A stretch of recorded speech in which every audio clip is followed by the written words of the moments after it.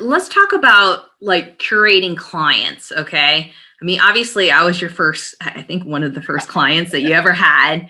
And clients, I'll just be very honest with you. I'm not, and I think Oscar, you would agree, I'm not the most easiest client to deal with because I order off the menu. I am not just like you guys don't follow a rule book, I don't do the same thing either. And I like to order off the menu. Usually when speakers go, oh yeah, I talk about A, B, and C and D, I'm like, you need to talk about Z because that's what I want is Z. So talk about curating clients because, I know that Oscar, because I've seen a lot of your presentations, you work off referrals. What is the secret to getting clients that just come back to you like myself who, you do one presentation and I'm like, Oscar, I need you to do this presentation and this one and this one and this one and that one. Yes.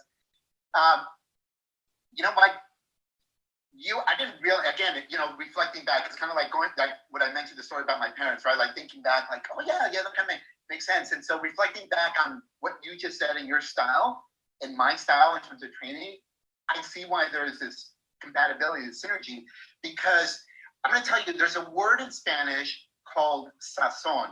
Sazon in English means it's like your unique, like when you're cooking, it's your unique flavor or taste that you give your food. Like you and I can make the same pasta, but you just kind of, you taste yours and you're like, it's like when you can tell mom's cooking, right? Okay, that's kind of like sazon. And so what does that have to do with training?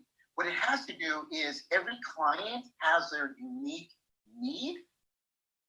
And I also have my unique way of presenting. But for Aspida Consulting, where the magic comes in is to take your unique needs and match it with the flavors of the training that we provide so that at the end, as the client, you are completely satisfied and it is customized to your group. And so when you do that, you are delivering a kick butt experience, not training. Because a dog with a note in his mouth can provide training, LinkedIn 101. But a dog can't necessarily provide that experience that I'm talking about, that sazon.